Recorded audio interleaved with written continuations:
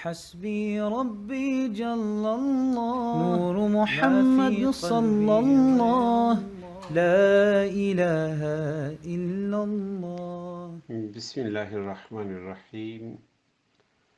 السلام علیکم ورحمۃ اللہ تعالی وبرکاتہ۔ اللہ تعالیٰ کے فضل و کرم سے اور تاجدار دو جہاں علیہ تحیات و ثنا کی نگاہ لطف و عنایت سے آج ہم قرآن حکیم، فرقان مجید اور تاجدار دو جہاں صلی اللہ تعالی علیہ وآلہ وسلم کے ارشادات نور کے فہم کے لیے مختصر المعانی کے 21ویں مجلس کے اندر حاضر ہیں۔ گزشتہ فہم میں میں نے یہ عرض کیا تھا کہ خطبہ کے اندر براعت الاستحلال ہے، براعت الاستحلال ہے، اور اس وقت انتہائی تھکاوٹ کی وجہ سے مجھے یوں لگا کہ میں نے اس کی توضیح میں اور اس کی تشریح میں انصاف نہیں کیا، اس لیے میں نے اس امر کو ضروری جانا کہ آج کے سبق کی ابتدا میں براعت الاستحلال کی توضیح اور تشریح کر دوں۔ براعت الاستحلال، براعتن اور الاستحلال، حمزہ چونکہ وصلی ہے اس لیے جب اس کو ملا کر پڑھیں گے تو براعت الاستحلال پڑھیں گے، براعت الاستحلال نہیں پڑھیں گے، کہ استحلال کا جو حمزہ ہے باب استفعال کا یہ حمزہ وصلی ہوتا ہے، اور حمزۃ الوصل درجے کلام میں ساکت ہوتا ہے،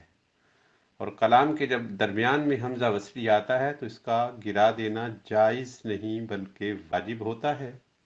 اس لیے براعت الاستحلال پڑھنا درست نہیں ہوگا، اس کو براعت الاستحلال پڑھا جائے گا۔ پہلے ہم یہ دیکھتے ہیں کہ براعت الاستحلال کیا ہے۔ لغوی معنی کے اعتبار سے براء یہ مصدر ہے بارع الرجل کا۔ بارع الرجل اس وقت کہا جاتا ہے اذا فاق الرجل اقرانہ، جب ایک مرد اپنے رفقا سے اور اپنے اقران سے فائق ہو، اور استحلال اول صیاح المولود، نوزائیدہ بچے کی پہلی چیخ کو استحلال کہتے ہیں، یعنی بچہ جب پیدا ہوتا ہے تو پیدا ہوتے ہی وہ روتا ہے، اس کے پہلے پہلے رونے کو استحلال کہتے ہیں۔ یہ تو اس کا ابتدائی لغوی معنی تھا، پھر ہر چیز کی ابتدا میں یہ استعمال ہونے لگا۔ حلل اول المطر کو کہتے ہیں، پہلی بارش کو کہتے ہیں، اور مستحل الشہر اول الشہر کو کہتے ہیں، پہلے ابتدا مہینے کی ابتدا کو کہتے ہیں۔ تو اس توضیح کے مطابق اصل کے اعتبار سے یعنی معنی لغوی کے اعتبار سے براعت الاستحلال کا معنی ہوا ابتدا کا فائق ہونا، یعنی ابتدا کا فائق اور حسن ہونا۔ پھر اصطلاح میں اس سبب کا نام براعت الاستحلال ہو گیا جس کی وجہ سے ابتدا کو فوقیت نصیب ہو جاتی ہے، اور ابتدا کو حسن اور ابتدا کو کمال اس چیز سے مل جاتا ہے کہ ابتدا میں ایسے کلمات کا اور ایسے تراکیب کا استعمال ہو جائے کہ وہ کلمات، وہ الفاظ اور وہ تراکیب مقصود مضمون کی طرف مشیر ہو جائیں، یعنی خطبہ پڑھتے ہوئے یہ معلوم ہو جائے کہ مخاطب یا محرر کس امر میں کلام کرنے والا ہے۔ واضح ہے کہ ابتدا جو اس بات پر مشتمل ہو جو متکلم کے مقصود کی طرف اشارہ کر دے، متکلم چاہے نثر کہنے والا ہو یا نظم کہنے والا ہو، یعنی یہ نظم کی کتاب ہو یا نثر کی کتاب ہو، اس کی ابتدا میں ایسے کلمات کا لانا، ایسے تراکیب کا لانا جس سے مقصود کتاب کی طرف اشارہ ہو جائے، اس کو براعت الاستحلال کہتے ہیں، اس کو براعت الاستحلال کہتے ہیں۔ اب یہاں پر شیخ عمر سعد الدین تفتزانی علیہ الرحمہ نے خطبہ مختصر میں براعت الاستحلال کا استعمال کیا ہے، اور جس طرح کہ میں نے عرض کیا ہے کہ براعت الاستحلال مقاصد سے قبل، یعنی اصل کتاب سے پہلے، دیباچۂ کتاب میں اصطلاحات فن کا ذکر کرنا، یعنی جس فن میں وہ مضمون لکھا جا رہا ہے، جس فن میں وہ کتاب ہے، جس فن میں متکلم کلام کرنے لگا ہے، اس کے خطبہ سے ہی اس امر کی طرف اشارہ ہو جائے تو اس کو براعت الاستحلال کہتے ہیں۔ کبھی تو یہ اس فن کے ناموں کے ذکر سے ہو جاتی ہے، کبھی یہ اس فن کی کتابوں کے ذکر سے ہو جاتی ہے، اور کبھی یہ اس فن کی اصطلاحات سے ہو جاتی ہے۔ یعنی خطبہ میں اس فن کے ناموں کا ذکر کر دیا جائے تو ایک قسم ہوئی فن کے ناموں کا ذکر کرنا، خطبہ میں فن کی اصطلاحات کا ذکر کرنا یہ دوسری قسم ہو گئی، اور خطبہ میں اس فن کی کتب کا ذکر کرنا یہ براعت الاستحلال کی تیسری قسم ہوئی۔ مصنف نے یعنی مختصر المعانی کے لکھنے والے علامہ سعد الدین تفتزانی علیہ الرحمہ نے اس کتاب عظیم الشان کے خطبہ کے اندر تینوں طرح کی براعت الاستحلال کو لائے ہیں۔ اس کے اسماء کا ذکر ہے، یعنی جس فن کے اندر مختصر المعانی ہے اس کے اسماء کا ذکر ہے، اور وہ کیا ہے؟ جیسے براعت ہے اور فصاحت ہے۔ براعت اور فصاحت میں ہی مختصر المعانی کو لکھا گیا ہے۔ اسی طرح اس فن میں یعنی فصاحت اور بلاغت کے فن میں جو تصنیف شدہ کتابیں ہیں ان کا ذکر کرنا بھی براعت الاستحلال ہے، اور ان کا ذکر بھی کر دیا گیا ہے۔ تلخیص، ایضاح، تبیان اور دلائل الاعجاز اور اسرار البلاغہ۔ تبیان اس فن میں علامہ طیبی کی کتاب ہے، دلائل الاعجاز اور اسرار البلاغہ عبد القاہر جرجانی کی کتاب ہے، تلخیص، ایضاح عبد الرحمن قزوینی کی تصانیف ہے۔ تو سعد الدین تفتزانی علیہ الرحمہ نے اس فن کے اسماء کا ذکر کیا، یعنی فصاحت اور براعت کا ذکر کیا، اس فن کی کتابوں کا ذکر کیا، اور اس فن کے اندر استعمال ہونے والی اصطلاحات کا بھی مصنف نے ذکر کیا۔ تو اس طرح مصنف نے براعت الاستحلال کے تینوں اقسام کو اس کتاب کے خطبہ کے اندر استعمال فرمایا۔ اس کے بعد ہے وبعد۔ لفظ بعد یہ لفظاً ظرف زماں ہے، اور اصل میں بعد الحمدللہ والبسملہ ہے، یعنی حمد اور بسم اللہ کے بعد، مگر اس کا مضاف الیہ جو ہے وہ محذوف کر دیا گیا ہے، تو بعد اب مضاف الیہ کے بغیر منقطع الاضافہ ہے۔ جب ایک لفظ منقطع الاضافہ ہوتا ہے تو وہ دم پر مبنی ہو جاتا ہے، کیوں کہ مضاف بھی اپنے معنی کی توضیح کے لیے مضاف الیہ کا محتاج ہوتا ہے، تو یہ مبنی الاصل کا مشابہ ہو جائے گا کہ حرف بھی جو مبنی الاصل ہے یہ اپنے معنی کی وضاحت کے لیے کسی اور لفظ کا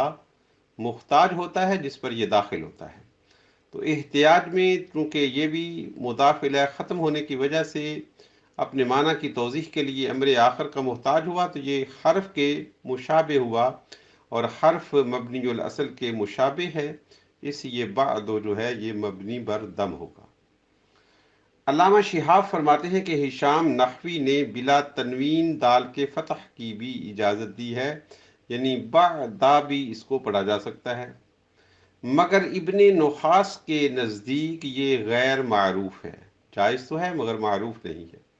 سیبویہ سے رفع و نصب دونوں کی روایت ہے، یعنی بعدن پڑھنا بھی درست ہے اور بعدن پڑھنا بھی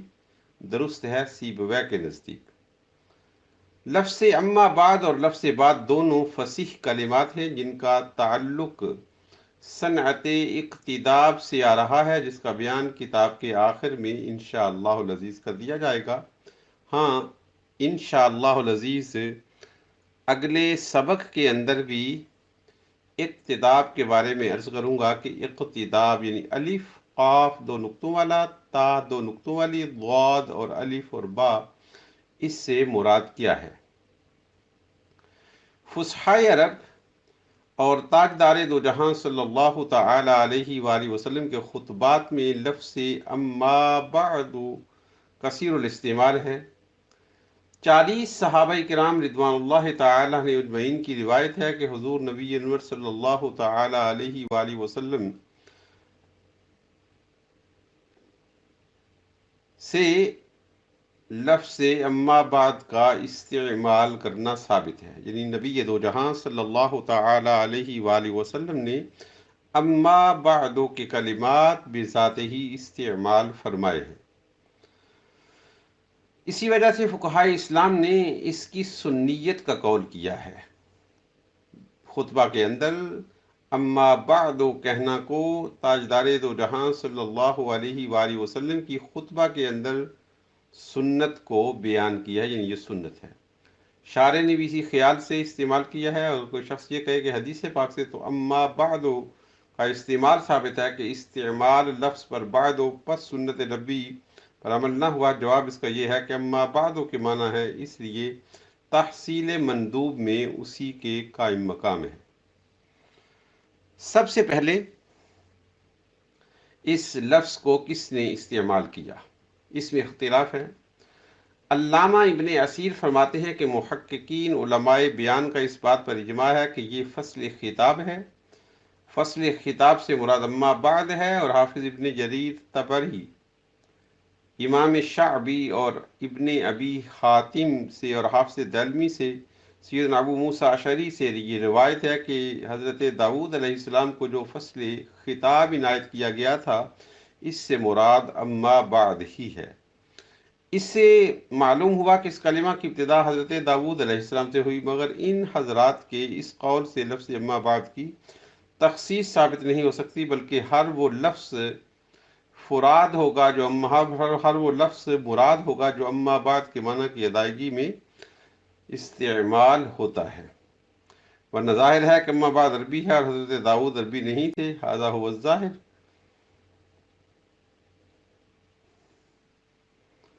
تو یہ تھا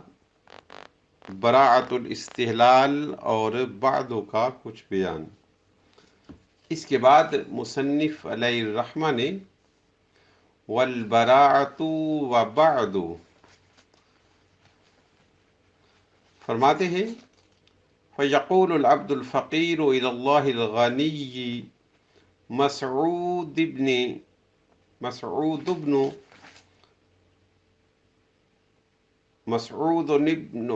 عمر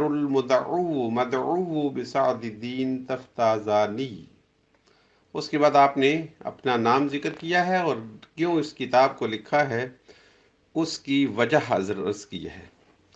انشاءاللہ العزیز اللہ رب العزت کی توفیق سے اور نگاہ لطف و عنایت سے اگلی نشست کے اندر ہم اس کے بعد اپنے سبق کی ابتدا کریں گے۔ تو آج کے سبق میں ایک تو میں نے یہ عرض کیا ہے کہ ان کلمات کو پڑھنا کس طرح ہے،